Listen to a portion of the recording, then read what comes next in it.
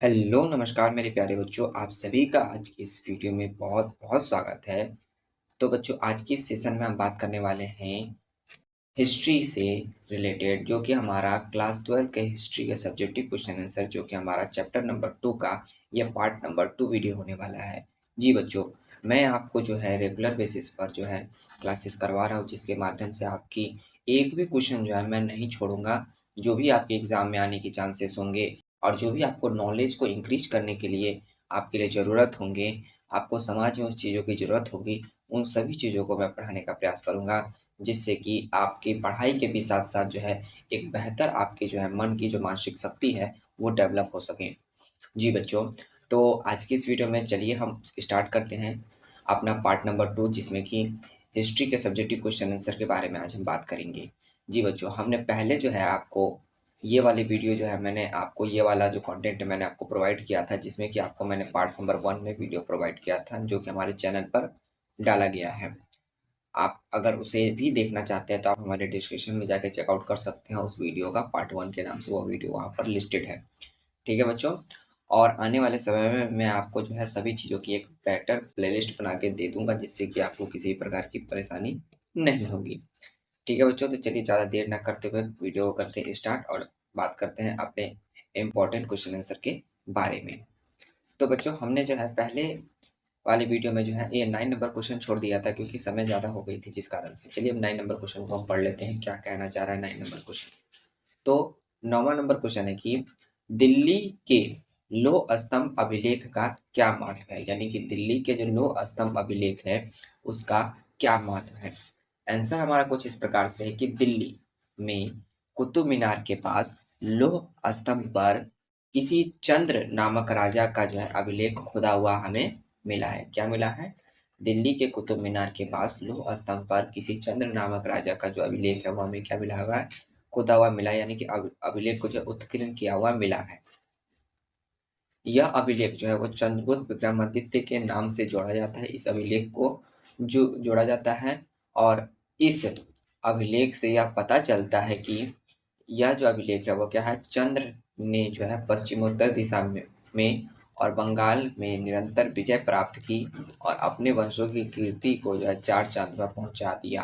यानी 4 चाँद लगा दिए। यानी कि दिल्ली में जो लौह स्तंभ मिला है, उससे हमें यह पता चलता है कि दिल्ली के कुतुब मीनार के पास जो लौह स्तंभ मिला है, उस पर चंद्र नामक राजा का जो है अभिलेख खुदा हुआ मिला है। अभिलेख किसे कहते हैं? तो अभिलेख जो होता है वो हमेशा पत्थर पर ही लिखा जाता है। गुफा में गुहालेख लिखे जाते हैं, और जो शिलालेख है वो छोटे-छोटे जो है एक स्तंभ पर लिखे जाते हैं शिलालेखों को। ठीक है बच्चों? तो ये उसी प्रकार का अभिलेख जो है हमें वहाँ पर मिला था दिल्ली में, जिसको कि चंद्रगुप्त विक्रमादित्य के नाम से जोड़ा जा रहा था। या कि वहाँ पर जो अभिलेख था उनके नीचे ऐसा लिखा गया था कि ये जो राजा है चंद्र के नाम से जोड़ा जा रहा था, यानी वो चंद्र नाम राजा का नाम जो है लिखा हुआ था छोटे शब्दों में। तो इससे लोग अनुमान लगा लेते थे कि लगता है ये चंद्रगुप्त विक्रमादित्य के नाम से जोड़ा गया है। जैसे कि उस समय वो जो है ज़्यादा प्रचलित थे। अगर आपको इसी समय में जो ज़्यादा प्रचलित व्यक्ति अगर उसी का किसी चीज़ पर नाम मिल जाए, तो लोग छोटे से भी अर्थ से पता लगा लेंगे कि हाँ, ये उसी चीज़ों का वर्णन कर रहा है। ठीक है बच्चों? तो मैं आपको बता दूँ कि ये हमारा जो हो जाता है, ये हमारा 9 नंबर क्वेश्चन हो जाता है कंप्लीट। आई होप आपको समझ में आ गया होगा। तो हमारा नेक्स्ट हमारा पहला नंबर क्वेश्चन है अति लघु उत्तरीय प्रश्न का, जिसमें महाजनपद की प्रमुखताओं का चित्रण कीजिए। यानी कि महाजनपद की क्या प्रमुखताएं, उनकी क्या प्रमुख बातें हैं, या क्या प्रमुख उनकी नीतियां हैं, उनके बारे में चित्रण कीजिए, यानी उनके बारे में बताइए। ठीक है बच्चों, तो इसका आंसर कुछ इस प्रकार से है। पहला नंबर पॉइंट में दिया गया है, कुछ पॉइंटेड में दिए गए हैं इसके आंसर। पहला नंबर पॉइंट है कि महाजनपदों की जो संख्या थी वो कितनी थी? 16 थी। महाजनपद जो हुआ करते थे उनकी संख्या कितनी थी? 16 थी। जिनमें से लगभग 12 जो थे कैसे थे? राजतंत्रीय थे। यानी कि 12 पर जो है राजा का तंत्र था, और 4 जो थे वो गणतंत्र थे। यानी कि गण यानी कि लोगों का तंत्र था। गण यानी कि वहाँ के रहने वाले लोग, यानी कि जनता का जो है तंत्र था, उनका जो अधिकार था। ठीक है?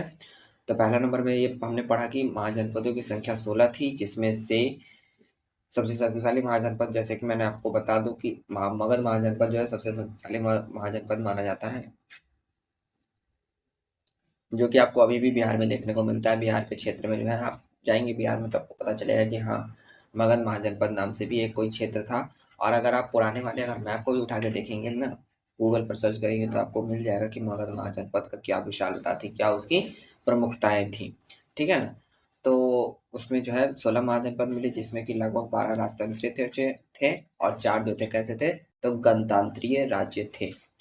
दूसरा नंबर पॉइंट कह रहा है कि महाजनपद को प्रायः जो है लोहे के बढ़ते प्रयोग और सिक्कों के विकास के साथ जोड़ा जाता है। यानी महाजनपद को जो है प्रायः लोहे के जो प्रयोग हो रहे थे उनको उनके बढ़ते प्रयोग यानी कि लोहे के विकास के रूप में और सिक्कों के विकास के रूप में जो है उसे जोड़ा जाता है। यानी वहाँ पर अनेक प्रकार के सिक्कों का निर्माण होना शुरू हो गया था, लोहे का अनेक प्रकार से प्रयोग होना जो है शुरू हो गया था, यह बताया जा रहा है महाजनपदों में। ठीक है, नंबर पॉइंट पे।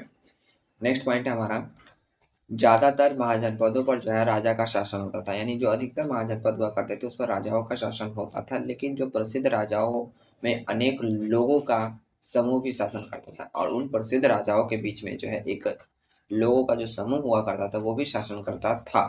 इस तरह से जो है प्रत्येक व्यक्ति भी जो है वहाँ का राजा कहलाता था। यानी कि एक जरूरी नहीं है कि राजा ही सब कुछ करेगा, और लेकिन प्रसिद्ध जो राज्य थे उन सभी राज्यों में जो है अनेक प्रकार के लोगों भी जो है समूह बनाकर जो है शासन किया करते थे, जिससे कि यह प्रतीक होता था कि व्यक्ति जो है वह क्या करते, वहाँ के प्रत्येक व्यक्ति जो है अपना राजा कहलाते थे।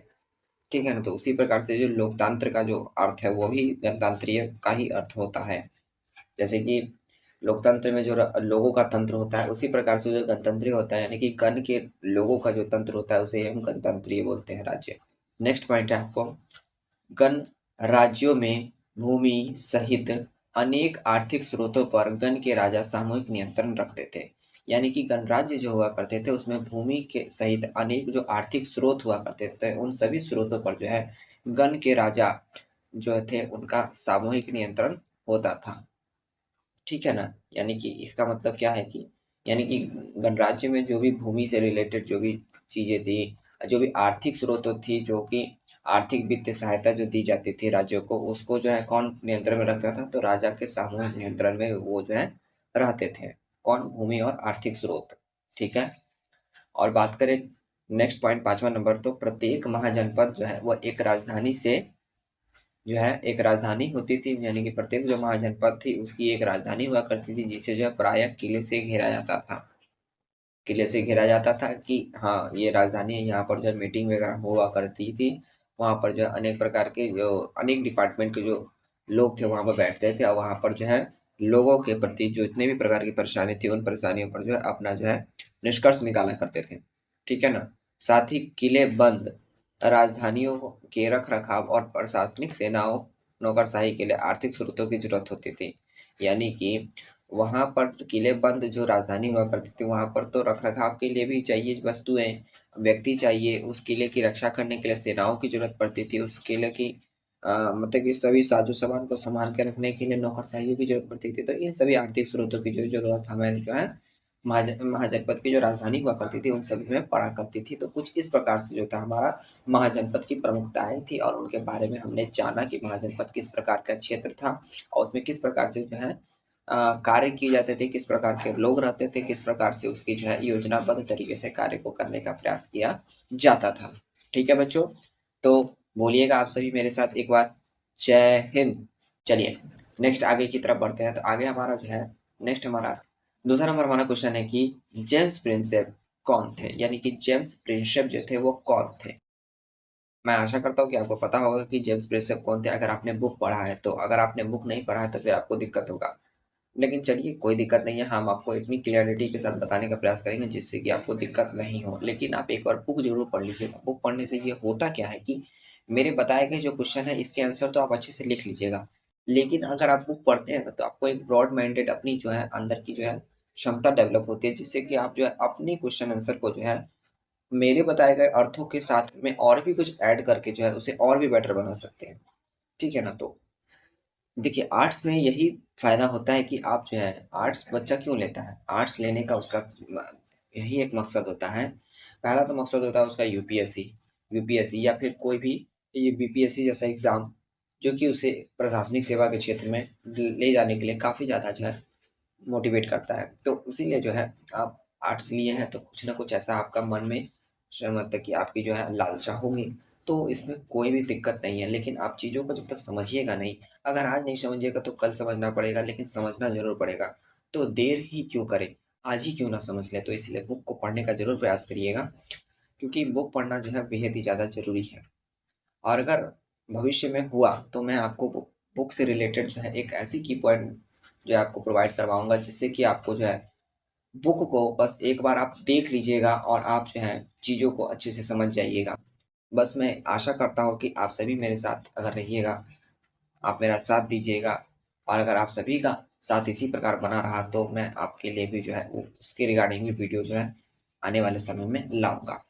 तो बच्चों, कुछ कुछ बातें जो है आपको बतानी पड़ती है, इस कारण से आपकी वीडियो थोड़ी लंबी हो जाती है, तो इस बात से आपको घबराना नहीं है, क्योंकि चीज़ों का जानकारी रखना रखना जो है अपने आप में एक जो है क्या कहते हैं, क्या कहते हैं बच्चों, एक जो है अच्छी कुशलता को दर्शाती है।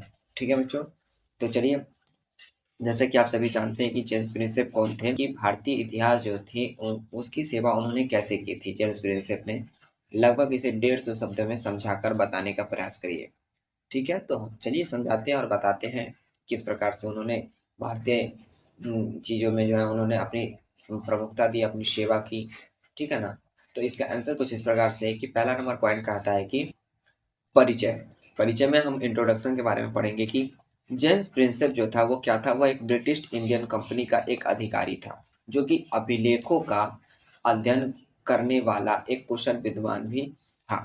ठीक है, यानी कि जेम्स प्रिंसेप जो था वो ब्रिटिश इंडियन कंपनी का एक अधिकारी था, जो कि अभिलेखों का अध्ययन यानी अभिलेखों को समझता था, उसे सीखता था, और उसे जो है लोगों के प्रति जो है कुशल बनाकर जो है प्रस्तुत करता था। तो उसका क्या था, एक कुशल विद्वान था, अभिलेखों के अध्ययन करने वाला। दूसरा पॉइंट है कि प्रिंसेप द्वारा जो है भारतीय इतिहास में सेवा, यानी प्रिंसेप द्वारा जो है भारतीय इतिहास में किस प्रकार से सेवा की गई थी, तो इसका पॉइंट कुछ इस प्रकार से है कि भारतीय अभिलेख विज्ञान में एक उल्लेखनीय प्रगति जो है वो आपको 1830 के दशक में जो है हमें देखने को मिली, यानी कि हुई। यानी कि भारतीय अभिलेख विज्ञान में जो एक उल्लेखनीय प्रगति जो है वो आपको 1830 के दशक में जो है आपको देखने को मिली, जब जबकि ईस्ट इंडिया कंपनी के एक अधिकारी जेम्स प्रिंसेप ने ब्राह्मणी और खरोष्टी लिपि में अर्थ निकालना जो है प्रारंभ किया। यानी कि जो भी अभिलेख थे उन सभी अभिलेखों का जो है ब्राह्मणी और खरोष्टी लिपि में अर्थ निकालना जब शुरू किया ना, तो क्या हुआ, एक उल्लेखनीय प्रगति जो 1830 के दशक में हमको देखने को मिली। इस लिपियों का जो उपयोग है वो सबसे आरंभिक अभिलेखों और सिक्कों में किया गया, यानी कि इस लिपि का जो प्रयोग है वो सबसे पहले जो है आरंभिक जो हमारे अभिलेख थे और जो सिक्के थे उसमें प्रयोग किया गया हमें देखने को मिला। साथ ही प्रिंसेप को यह पता चला कि जो अधिकांश जो अभिलेखे हैं, यानी अभिलेखों और सिक्कों पर जो है प्रियदर्शनी यानी कि मनोहर मुखाकृति वाले राजा का नाम लिखा है। तो प्रियदर्शनी मनोहर मुखाकृति वाले राजा कौन थे उसके बारे में भी जानते हैं। तो प्रिंसेप को ऐसा पता चला कि वहाँ के अधिकांश जो अभिलेख जो और जो सिक्के मिले उस पर प्रिंसेप यानी कि जो मनोहर मुखाकृति वाले राजा का नाम जो है लिखने को मिला है, और कुछ अभिलेखों पर तो राजा का नाम जो है अशोक भी देखने को मिला है। तो आप इस बात से समझ गए होंगे कि अशोक को जो है प्रियदर्शी के भी नाम से जाना जाता था उस समय में। ठीक है बच्चों, 1830 के दशक में जब इसकी खोज हुई तो उनको भी ये जानकारी पता चली। ये बातें जो है उनको जो अशोक के काल में ये सभी बातें जो है लिखी गई थी, लेकिन इस सभी चीज़ों की जानकारी जो है हमें यानी हमारे प्रिंसेप को जो है जेम्स प्रिंसेप को लगी, और उसके द्वारा हमें पता कब चली, तो 1830 ईस्वी में जेम्स प्रिंसेप को पता चली, और 2024 में जो है आपको पता चल रही है और आप चीज़ों को समझ रहे हैं। ठीक है ना, तो अशोक भी लिखा गया था। ठीक है, साथ ही बौद्ध ग्रंथों के अनुसार जो है अशोक जो है सर्वाधिक प्रसिद्ध शासकों में से एक था, यानी बौद्ध जो ग्रंथ हुआ करते थे बौद्ध ग्रंथों के अनुसार जो है सर्वाधिक प्रसिद्ध शासकों में से एक थे कौन, सम्राट अशोक जिसे बोला जाता है। ठीक है बच्चों, तो ये हो गया हमारा पहला नंबर पॉइंट प्रियदर्शनी के द्वारा बताए गए अर्थों में। दूसरा हमारा पॉइंट है कि इस शोध से हमें जो है आरंभिक भारत के राजनीतिक इतिहास के अध्ययन की एक नई दिशा मिली, यानी कि इस अध्ययन से जो है भारत के जो राजनीतिक इतिहास था यानी राजनीतिक के जो भी पहलू थे उन सभी को अध्ययन करने समझने की एक नई दिशा मिली। क्योंकि भारतीय और यूरोपीय जो विद्वान थे उन विद्वानों ने उपमहाद्वीप पर शासन करने वाले प्रमुख राजवंशों की वंशावलियों की जो है पुनर्रचना के लिए विभिन्न भाषाओं के लिखे जो अभिलेख थे और जो ग्रंथ थे उनका प्रयोग किया। तो इसका मतलब क्या हुआ? इसका मतलब यह हुआ कि भारत के और यूरोपीय विद्वानों के जो उपमहाद्वीप पर जो शासन करने वाले जो प्रमुख राजवंशावली थे, यानी कि राजवंश थे, प्रमुख राजाएं थे, उन सभी के वंशावली की जो है पुनर्रचना की गई। यानी उन सभी वंशावलियों को समझने का प्रयास किया गया कि वो किस प्रकार से रहा करते थे, किस प्रकार से उनकी जीवन शैली थी, और उसे जो है फिर से जो है पुनर्रचना करके विभिन्न भाषाओं में लिखे और उन्हें जो है लोगों के मतलब जैसे नहीं होता है कि हम कहीं से कोई भी चीज़ देख के आए तो उसे अपनी भाषा में डॉप करके लिख दिए कि हाँ ये है वो है, हम ये चीज़ देखे वो चीज़ देखे। तो उसी प्रकार से जो है उन प्रमुख वंशावलियों की जो है पुनर्रचना विभिन्न भाषाओं में लिखे और अभिलेखों और ग्रंथों के उपयोग किया, और इन सभी में जो है अभिलेखों और ग्रंथों का उपयोग किया गया। ठीक है ना? परिणाम स्वरूप बच्चों, परिणाम स्वरूप जो है 20वीं सदी के जो आरंभिक दशक जब चल रहे थे तो उस दशकों तक उपमहाद्वीप के जो राजनीतिक इतिहास था उसका एक सामान्य चित्र तैयार हो गया। यानी कि इसके परिणाम स्वरूप जो है 20वीं सदी के जो आरंभिक जब दशक चल रहे थे उस समय उपमहाद्वीप का जो राजनीतिक इतिहास था उसका एक सामान्य चित्र तैयार हो गया। चित्र किस प्रकार से तैयार हो गया? तो उन सभी चीज़ों में जो है एक ऐसा परिवर्तन देखने को मिला कि वहाँ पर लोगों की जो वंशावली थी उस चीज़ों के बारे में अनेक लोगों को जानकारी मिली, और साथ ही जो पुनर्रचना जो हो रही थी उन अनेक भाषाओं में, विभिन्न भाषाओं में, उन सभी वंशावलियों, उन सभी राजवंशों का, तो इससे जो है राजनीतिक में भी जो है पता चला। राजनीतिक का मतलब यह होता है कि राज्य के प्रति नीति की निर्देशांकित रूप से जो है एक कृतिबद्ध तरीके से कार्य किए जाने की प्रक्रिया को हम राजनीति बोलते हैं। लेकिन अभी के समय में जो राजनीति है उसे एक अलग नजरिए से देखने का चलन चल चुका है। तो हम इसमें क्या कर सकते हैं? हम बस यही है कि उस अपने पढ़ाई के माध्यम से उसे जो है एक बेटर बनाने का प्रयास करते हैं। तीसरा नंबर पॉइंट है कि उसके बाद विद्वानों ने अपना ध्यान जो है वह राजनीतिक इतिहास के संदर्भ की ओर लगाया और यह छानबीन करने की कोशिश की कि क्या राजनीतिक परिवर्तन और आर्थिक तथा सामाजिक विकासों के बीच कोई संबंध था। यानी कि उन्होंने यह कोशिश करी, और यानी कि वहाँ के विद्वानों ने जो है अध्ययन करने का प्रयास किया कि राजनीतिक इतिहास के संदर्भ की ओर अपना ध्यान लगाया और यह छानबीन करने की कोशिश की कि जो राजनीतिक के जो परिवर्तन हुए थे क्या उनसे आर्थिक सामाजिक विकासों में कोई संबंध था, क्या उनसे कोई परिवर्तन हमें देखने को मिला। इसके बारे में पूछने का प्रयास किया जा रहा है। ठीक है ना? तो पता करते हैं क्या बता रहा है। तो शीघ्र ही यह आभास हो गया, क्या हो गया? शीघ्र ही यह आभास हो गया, यह हमें प्रतीत हो गया कि इनमें जो संबंध थे, संबंध तो थे लेकिन संभवतः सीधे संबंध हमेशा नहीं थे।